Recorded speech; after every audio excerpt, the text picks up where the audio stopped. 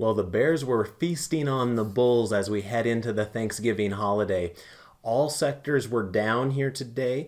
We did see the S&P 500, Dow Jones, NASDAQ, and Russell 2000 all down over 1%. The Dow Jones was actually down over 2%. And we gave back year-to-date gains on most indices as well. So really ugly price action here today. Saw a lot of bloodiness out there in the energy patch. We also saw a lot of retailers down here today. So we'll try to mop all this up and make some sense of it. And then I wanted to take a look at a trade application example from the industrials sector that could have some appeal. So let's go ahead and get started. Welcome to the Market Outlook video. I'm your host, Brandon Van Zee. It is November 20th, 2018. First of all, if you're new, welcome aboard. We're grateful to have you in our audience here today. Remember, you can go over to our YouTube webpage and then sign up for our email distribution list, and you're also welcome to subscribe to our channel while you're over there. We also have a presence on Twitter. Feel free to follow me. My handle is @BrandonVanZee. We are also on Facebook, so you can see the group web address embedded in the logo in front of you. All right, let's go ahead and dive into the analysis here today. As you can see, I've got a little bit of a different starting view as I normally do in these particular presentations. Right here, what I'm showing you is the Market Watch tab, and then I've gone to Visualize here on the Thinkorswim platform. And I've pulled up the S&P 500. Now what this allows us to do is to take a look at an index like the S&P 500 and get a sense of how many advancers versus decliners were. So just to give you a sense of how ugly the selling got here today, there were 430 stocks in the S&P 500 that were down today and only about 70 that were up. So very, very strong bearish price action as of today. And of course, we've been seeing the bearish posture for some time, but today was pretty ugly from the get-go. I kind of mentioned in the intro there that a lot of the retail names were down, and that's something I noticed even before the market started today. As a reminder, over here on our website and also over on Twitter, I post the 9 at 9, which is basically looking at the 9 stocks that are up the most and the 9 stocks that are down the most in the United States at 9 a.m. Eastern Time, which of course is a half an hour before the stock market opens. And as you can see here, the stocks that were down are the ones that are listed on the right-hand side there. So as you read them from top to bottom, you've got Kohl's, Target, Square, L Brands, Boston Scientific, Advanced Micro. We've got Ross Stores, Twilio, and Micron. So a number of those, including Ross Stores, L Brands, Target, and Kohl's, are all retail stocks. And so many of those actually did report earnings earlier today, which led to their big breakdown in price. I do know that L Brands cut their dividend as well. That certainly caused some negative price action there. And there were very few stocks that were up, and the ones that were up pre-market here today were not up enough to make up for the ones that were down. Notice that out of the 9 stocks that were down, the best one of those 9 was Micron, and it was down 7% before the market opened. On the other hand, you can see that the gains to the upside kind of ranged from 5.5% on the upside to only 0.5% on the upside. So it was kind of hard to find stocks that were up pre-market, and some of those that were up were some of the more boring names out there, kind of the safe havens. You know, gold is oftentimes viewed as a safe haven, so you had Newmont Mining up just a little bit, and then Campbell's Soup. It doesn't get much more boring than soup, and of course that was one of the few winners of today's market. So remember that if you're interested in that, you can seek it out on our website or on Twitter at 9 a.m. Eastern Time every trading day. While I'm over here on the internet, let me also remind you that if you want to support David and I in our endeavors here with the Market Outlook video, we would encourage you to click 3 different things for us. Here I am on our website, and if you're watching the video on our website, we would encourage you to click like here on Twitter, thumbs up here on Facebook, and a like on our website if you get value out of these free videos on a daily basis. Generally, if we're getting 100 likes or more on Twitter. We view those as successful, and I appreciate the 97 of you that clicked the word like for me when I did the video on Thursday. Almost got to that 100, but anyway, that's an easy way for you to let us know that you want us to continue to make these videos for you. Also, while I'm over here on the internet, one last thing. Many of you know that I produce the Sector Selector, which is a tool to kind of get a sense of what's happening with sector rotation. I usually produce that on Friday evenings, and I do plan on producing another one this Friday, even though we've got a holiday shortened session. But anyway, last Friday, you can see what the results suggest here. This is the top portion of the Sector Selector. Remember, the bottom portion of the Sector Selector is reserved for our premium subscribers at Market Scholars.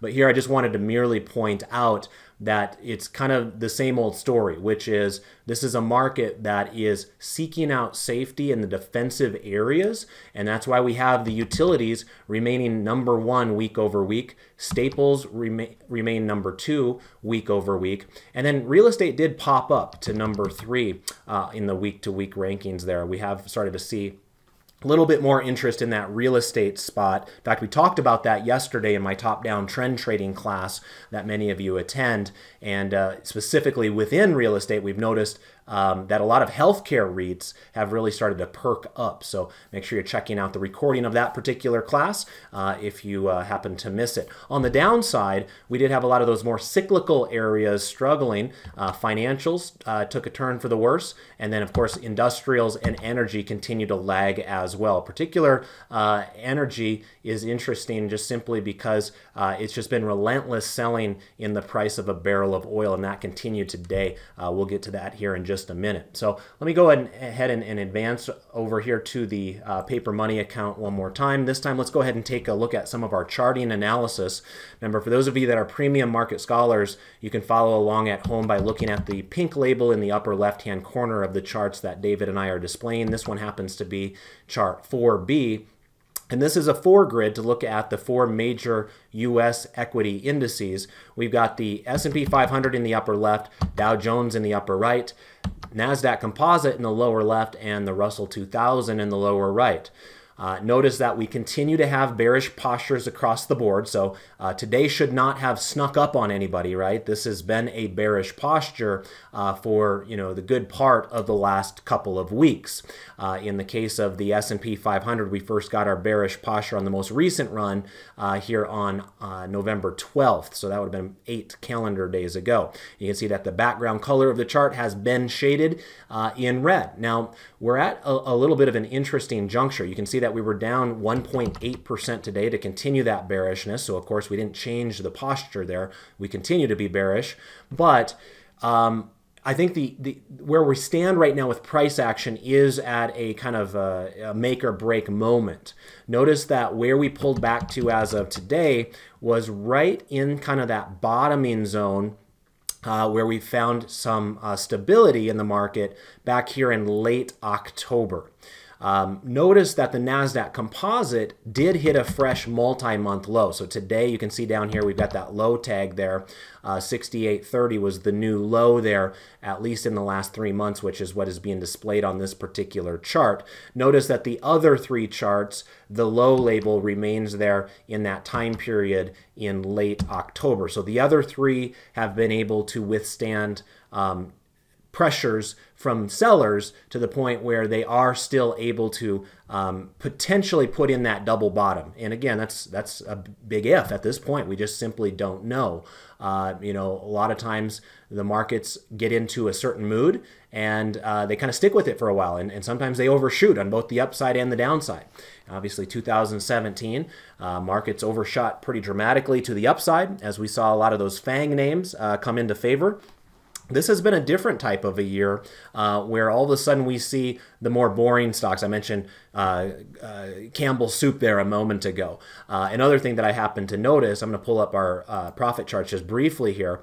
I pulled up the ratio chart between NOBL and SPY. Now, NOBL is a ticker symbol you probably only know if you're involved in dividend investing. It's an ETF that tracks the Dividend Aristocrat list, which are those companies that have raised their dividends for 25 years or more, and also belong to the S&P 500. So what I've done on this particular chart here, and this happens to be a 6-month chart that we're looking at, this is a ratio chart between NOBL and SPY. So in other words, I want to get a sense of how are dividend growth stocks doing versus the general stock market. And you can see a lot of times when we have sideways price action like we did for much of the last 6 months, that basically means that those two entities are trading very similarly to one another, or highly correlated.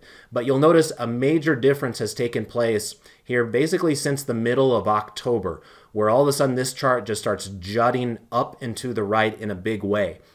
And what that's telling you is that NOBL is vastly outperforming SPY. So this is a market that has quickly started to change from one that adored the fast growth momentum stocks, think your FANG stocks out there, thrown them to the side, and now is much more interested in stocks like Coca-Cola and Procter & Gamble, right? So PG, if we pull that up, hit a new all-time high within the last 3 days.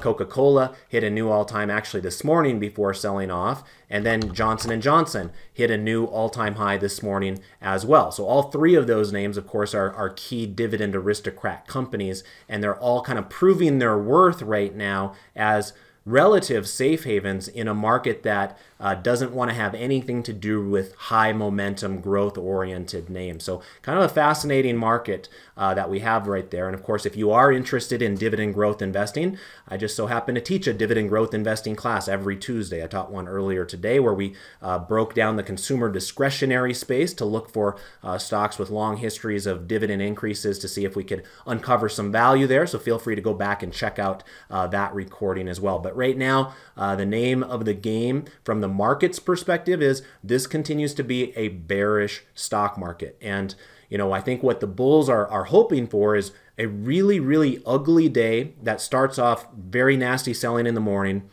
and then ends either flat or slightly higher by the end of the day. And this is kind of that time period where that might work very nicely. What I mean by that is I could envision a scenario where we get slammed in the market on the S&P 500, we take out this old low right here from late October, and then you know, it kind of flushes out the weak hands because a lot of people have their stop losses set and they figure that if we break this low back here, that we're probably going to go into an extended downtrend. But a lot of times that's exactly when market makers and other market participants know that they're flushing out a sizable portion of the market, and they sense that as an opportunity to pounce to take advantage of value opportunities. So, you know, we're going to look for that going forward. We haven't reached that point yet.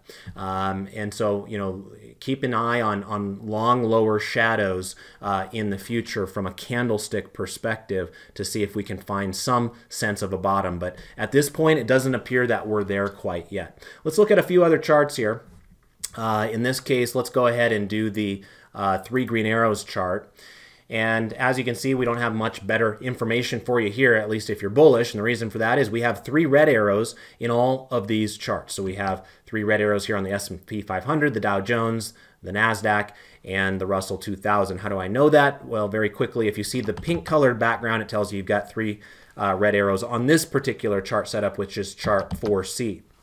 Now, 3 red arrows, what that signifies is a market, or in this case, multiple markets or multiple indices that have bearish trend trading postures. And we're using 3 different technical indicators to get a sense of that. The moving average, which in this case we're using the 30-day moving average, the MACD, and the stochastic. So all of those are giving us bearish indications as of right now. And therefore, this is not the ideal trend trading market if you're trying to only buy stocks to the upside. Perhaps there's stocks that you can be shorting and, you know, doing other types of markets out there like commodities or bonds. But the stock market right now has been a very difficult place to be a trend trader. All right, let's go ahead and take a peek at our next chart setup, and this one will be the intermarket analysis. This will be chart 4E. And as we wait for these to load up here, just a reminder that the background colors of these 12 grid charts will signify whether the security has either a bullish posture. If it does, it's going to have a green background, or a bearish posture. If it does, it's going to have a pink background.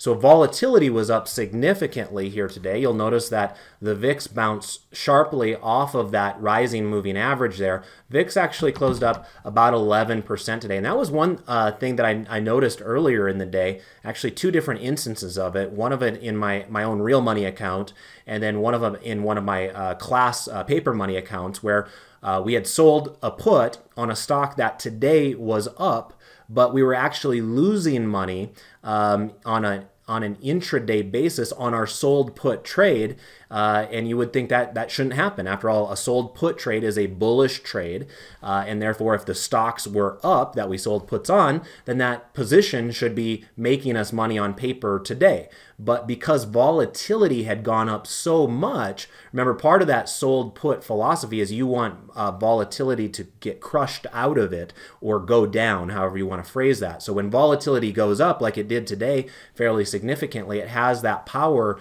to offset the directionality or the delta of that particular security. So anyway, for those of you that want to learn more about options trading, David Settle's one of the best in the business when it comes to that, and we would encourage you to attend his classes here at Market Scholars if you want to kind of understand the Greeks a little bit better and how to manage a portfolio of inventory trades.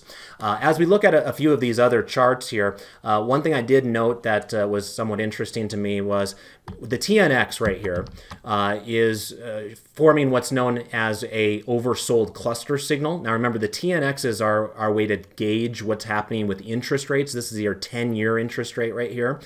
And so we basically have interest rates that are at 3.04 right now. Remember, you move that decimal place over to the 1 to get a sense of what's the true interest rate. So the 10-year yield is basically just a hair above 3% at this current juncture.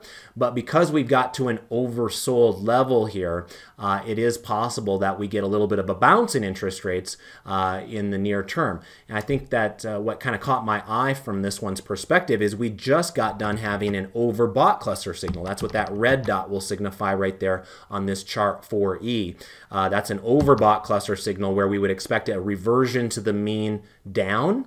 And that's exactly what we got. This thing went down basically every single day until we got to this exact moment in time. So we went from overbought cluster to now oversold cluster. So remember, the opposite effect of that is what's happening with bond prices. Bond prices have been going up. Now, if interest rates do bottom around this particular level and start to rise here, then that might put a little bit of pressure on bond prices themselves. Another thing that caught my eye today, down below here, we've got the US dollar, a very nice pop. We were up 0.51% on UUP, and look at how that bounced really nicely off of that rising moving average there, just like we did back here, just like we did back here. So here we go for the third time within the last month and a half, where the US dollar kind of had this little mini pullback inside of a longer uptrend and are now bouncing back to the upside. And remember, that doesn't necessarily bode well for bulls in the stock market, right? A lot of multinational companies do better if the US dollar is weak. Foreign companies tend to do better if the dollar is weak, and commodities tend to do better if the dollar is weak. So since the dollar is strong, none of those things really have any wind in the sails to kind of carry them along. And so as you can see, with the dollar being up today, we did have crude oil prices getting smoked yet again. We were down about 7% in crude oil again today. This has just been an absolute bloodbath here in crude oil since the beginning of October right there. And that reminds me as well, when we look at the Market Watch tab here, let's go over to the quotes now and take a peek at what's going on with the sectors on a one-day basis. Notice that energy was down the worst today. Energy was down over 3% today. Notice that all sectors were lower today. So this was a clean sweep for the bears today. The best performing sector was utilities, kind of getting back to what I mentioned when we were talking about the sector selector. It's viewed as a safe haven, or at least a relative safe haven. So on a day like today, when it felt like it was a bloodbath in the market, you might be happy if your stock was only down 0.42% like the utilities were today. But even that is not obviously a wonder wonderful thing. So it just goes to show you that you couldn't really hide in too many places today. The boogeyman was out there going after everyone, all 11 sectors down here today. Now that we've kind of got a sense of what's happened from a sector perspective on a daily basis, let's go into the this next chart here. This is going to be our U.S. sectors 12 grid right here. This is chart 4G for those of you that are premium market scholars following along at home. And as we look at this, notice that there were really only 2 green background colors left on the chart. And remember, this is basically the 11 sectors that make up the S&P 500, and we're using kind of the sector selector spiders, or the sector spiders here, which is a market cap weighted way to look at these sectors. So if you look at an equal weighted version of it, it'd be a little bit different, but nonetheless, it gives you a good kind of liquid way to get a quick sense of what's happening with sector rotation out there. And the only 2 green ones we have left on the board are materials and real estate. And materials I'd be a little bit leery of. You know, this has been an area that had been getting clobbered, and this was a nice reversion to the mean over here, but we really haven't had constructive price action with the materials sector yet, and perhaps that's on its way. But right now, it does seem to me like it's kind of riding that downward trending moving average. So the fact that this intermediate line is at 53 and rising, which is why the background color is green to give us that bullish posture, I don't know if I'd read too much into that at this particular juncture. Real estate's a little bit more interesting to me. Here it has kind of proven its worth a little bit more. Of course, it reverted to the mean as well after all of these oversold cluster signals here. But I think the price action has been more constructive here. Notice that with materials, we have a lower high here within the last couple of weeks. Whereas with real estate, we really don't have that same shape. Yes, we were down today in real estate, just like we were with all sectors, but this still remains in kind of a shorter term uptrend where that trend line hasn't really been broken at this point here. Utilities also remain resilient. It is true that the background color is pink here, signifying a bearish posture, but on a relative basis, you can see that we were basically touching 3-month highs here today. The only problem is we closed lower. So if we would have closed at the high of the session today, we probably would have had a bullish posture here as well. But it is a good sign nonetheless. You can see that the top of that candle here today would have been an intraday high from a 3-month perspective for utilities. So that seems to be one of the few safe havens that exist out there right now. But as you can see, most of the rest of the charts out there looking pretty ugly, mostly down, in some of the cases, you know, lower highs and lower lows. You know, you look at something like communications up here. Of course, that is the new sector that you have Facebook and Google that belong to it. And so when you have those FANG names getting beat up like they have recently, I guess we shouldn't be overly surprised. Now, again, this is the market cap weighted version of communication. So Facebook and Google are going to have an outsized effect on the shape of this chart. From an equal weighted perspective, there are actually some communication stocks out there that are holding up pretty well. I know Verizon is one name that has bucked the market's downtrend here recently. Technology has really been beat up here too. Notice that we did get a oversold cluster signal on technology here today. So perhaps there could be a reversion to the mean type of a move. Notice that the last time we had an oversold cluster signal, we did get a reversion to the mean for about the next 4 days or so before we fell back into that downtrend. Apple has been beat up pretty badly here recently. So if technology is going to get a bounce, you're going to need that to come in all likelihood from Apple. So we'll see if that can happen or not. I have been wondering, with Apple getting blasted as much as it has been recently, what Warren Buffett is doing, right? Of course, Warren Buffett is the largest shareholder of Apple these days. And last we checked, he had over $100 billion worth of cash sitting on the sidelines. And so as he's looking for places to park his funds, you'd have to believe that Apple's probably pretty high up on the list since he already owns a substantial position of it. And it's the type of company that could absorb billions upon billions of dollars worth of investment without moving the needle on himself too much. So anyway, we'll have to wait till the next next time the 13Fs come out to see if he's been a buyer of Apple this quarter. Let's go ahead and take a look at one last chart before we get into our trade application here today. I wanted to take a peek at 4i, and this is our ratio charts right here.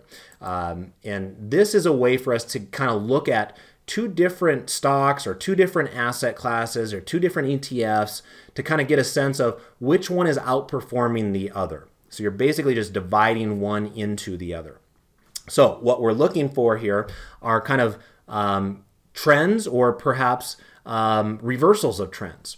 And you know, some of the things that did catch my eye are down on the bottom rung here. Notice that growth stocks to value stocks. So when you're looking at this green chart right here, the direction of the chart will tell you whether growth stocks are outperforming value stocks or the opposite. So when the green line is going down, like it has been here recently, and we hit new 3-month lows here today, it's basically telling you that value stocks are outperforming growth stocks. And that goes back to what I mentioned earlier when we looked at dividend stocks as an example versus the broad market. This is a market that is drifting towards more value, more safety. It's getting away from some of the growthier areas of the market. That can be kind of reflected in this chart here as well, right next to it in the pink. This is consumer discretionary divided by consumer staples. And again, when this chart is going lower like this, it means that the first thing in the divisor there, in this case discretionary, is underperforming staples. And again, you know, when times get tough, the thought process is, you know, you're not going to stop buying your bottle of Head & Shoulders shampoo from Procter & Gamble, or you're not going to stop buying your case of Coca-Cola if you've been doing that every week for the last 20 years, even if the economy is starting to struggle, or if there's nervousness about trade between the United States and China, or if interest rates are going up. A lot of times our consumer behaviors are dictated by how we perceive the economy. And right now there's a little bit more nervousness in the air because of what we've seen in the stock market, that might even lead over towards the economy, or perhaps it's the trade tariffs things that could get in there as well. But the point is, this is a market that does want to have it has more interest in the staples right now and other defensive areas of the market than it does the more cyclical areas. Another thing worth noting is right here in the orange, this is your equal weight S&P 500 divided by the market cap weighted S&P 500. So I'm using RSP and SPY here with my division. And you can see here that going into October, this was a situation where market cap weighted was leading equal weighted, right? So when we had this chart going lower right here, that meant that this market cap weighted was doing better than the equal cap weighted. So that was during a time when Apple and Amazon and Facebook and Microsoft and Alphabet, all those really big companies, hundreds of billions of dollar types of companies, were outperforming the regular, smaller companies out there. Well, ever since October, we've seen the opposite take place. And again, that's a reflection of this is a market that doesn't like Facebook right now. Actually, Facebook was up a little bit today, but of course, it's had a really ugly go of things recently. But other stocks like, Alphabet and Microsoft and Apple, they were all getting beat up pretty badly today. So not a big surprise once again to see that if you just kind of chopped up the market into 500 different pieces, that's actually a better way to look at the market right now than the ones that kind of led the market earlier in the year because they were the bigger market cap names like your Apples out there. All right, so that then leads us to our trade application example for the day. And on days like this where it's a bloodbath out there, I look for opportunities. And many of you know that I'm a dividend growth investor myself. And so I try to keep my eye on stocks that have long histories of raising their dividends and try to get a sense if they're setting up for interesting trades. In particular, in this video, what I like to focus on a little bit more so is selling puts. Remember, if you wanted to kind of learn from me on how to buy dividend stocks all by themselves and populate a portfolio and manage that portfolio, then that's where you'd want to join our premium classes like the one I taught today, where we're building out our dividend growth investing portfolio. But in this particular format here with the market outlook, I know many of you are a little bit more option oriented, so I kind of try to cater to you guys a little bit more in the video with options trades. And so as you can see here, the stock that I wanted to talk about today was Ryder Systems. Now, this is a company kind of within the almost transportation, but it's definitely in the industrial sector. And as you can imagine, when the stock market struggles, like it has been here recently, the industrial sector is going to take it on the chin. It's going to be one of the most cyclical sectors out there. So you would think of the industrials as a risk-on type of a mindset. So not entirely surprised to see this stock, along with so many other industrials, getting beat up here recently. But as you can see, with the dividend stair-step chart that I've got pulled up here, for those of you that are premium members, you can follow along at chart 3A. But this is basically showing you where historically investors have been interested in buying this company from a long-term perspective. And traditionally, when Ryder Systems, which is ticker symbol R, has a dividend yield of 3.15%, it becomes attractive for long-term investors. And as you can see, when the stock price touches the orange line, historically, that had been a good time to be the buyer of that stock. So back here in 08-09, you had that opportunity again here in February of 2010. You had that opportunity again here in, September of 2011. We had the opportunity again here in July of 2012. Then it took a couple years before we got there again, but we crossed that orange line again right there in January of 2016. We even had one more opportunity earlier this year, kind of in the April time period, before getting a little bit of a bounce. And now where we find ourselves is right back below that orange line. In fact, significantly below that orange line. Typically, this has been an attractive candidate when it has a 3.15% yield, and currently with this really nasty sell-off that it's had since October, we now have a yield of 4.17. So in other words, 100 basis points more of yield than is generally considered attractive to begin with. So I thought this would be an interesting one to kind of think about how the VIX was up today. It was kind of juicing the volatility component of the options pricing model, where we have a benefit of selling puts at a lower strike price to try to capture either a juicy premium right now, or perhaps even get this type of a company that, again, has raised its dividends for more than 10 years in a row at a very, very attractive level. The other thing that I'd point out is this little green dot on the chart here. I know it's kind of hard for you that are watching on a cell phone to see, but there's a green dot underneath the current bar that we have right here. And this is a weekly bar chart. And so what that green dot is telling us is that we also have an oversold cluster signal using the market forecast indicator. So not only is it considered attractive from an income perspective right now, but it's also viewed as interesting as a reversal candidate from a market forecast, more of a technical position right now as well. And of course, if we can sell a put, our yield on cost would become even greater than 4.17%, because if we do get put this stock, we're going to get put it down here below 50.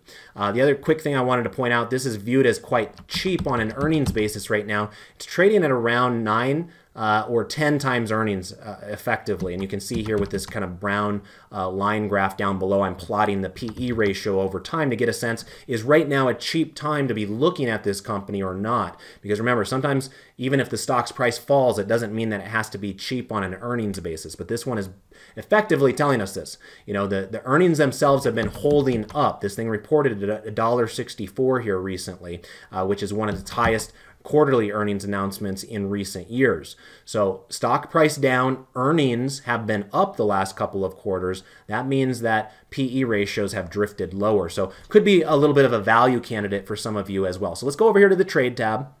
And I'm going to look at this particular strike right here. This is our December contracts with 31 days left until expiration. Now remember, this is not the most liquid stock on planet Earth. So for those of you that like extreme liquidity, this one probably won't appeal to you. But remember, if you are the seller of puts, like I am highlighting here, we don't need extreme liquidity, particularly if we're comfortable buying the stock at the strike price that of the put that we sell. Because really, we put the order in with a limit order, and if we get filled at the price that we want. and then we're willing to ride that until expiration day because we want to buy it at a lower price. And so in this particular case, notice that the $45 strike has a return of risk of about 1.12%. The bid is currently 35 cents. The ask is 55 cents. So we're going to try to get this filled at 45 cents. Now, of course, it's after hours, so we won't know until tomorrow morning whether we actually do get filled or not. But that's where we're going to try to get filled. And you will notice the last traded price here before the market closed today was indeed at 45 cents. The other thing that I found somewhat fascinating about this contract was that 268 contracts were traded today in volume, even though prior today there were only 8 in the open interest. So other people are most certainly looking at this one as of today for whatever reason as well. So let's go ahead, place that trade. I'm just going to click on the bid price there. I am going to change this from 35 cents to 45 cents. And I will put this in as a good till cancel order. I'm only doing one contract here. So remember, every contract controls 100 shares of stock. So if you're selling a $45 put, you've got to have $4,500 in many accounts set aside to be able to pay for that in case this stock does go lower. So effectively what we're doing is we're taking in $45 right now in premium to say we're willing to buy this stock at $45 per share if it comes to that in 31 days. Right now we've got a head start of, let's call it about $6 or $7 because this thing is close to a $52 stock currently. So if you don't think this stock is going to plunge way more than $7 per share, then perhaps this could be an effective bullish kind of reversal type of a trade that could exist out there. So confirm and send, review that one last time. Everything looks good, so we'll go ahead and send that one off and see if we get filled first thing in the morning. All right, well, I want to thank you for joining me here tonight. It's Thanksgiving week, and I want to thank all of you for being such an excellent audience over the last year. Of course, a lot of exciting things happening for David and I here at Market Scholars, and we really appreciate those of you that have taken the plunge to become premium members at Market Scholars as well. So hope you all have a wonderful Thanksgiving. David will be with you tomorrow, but this will be the last time I see you before Thanksgiving. So enjoy your friends, your family, your feast, your football, and we'll get back at it after the holiday as well. So best of success with your trades and your investments. Goodbye for now.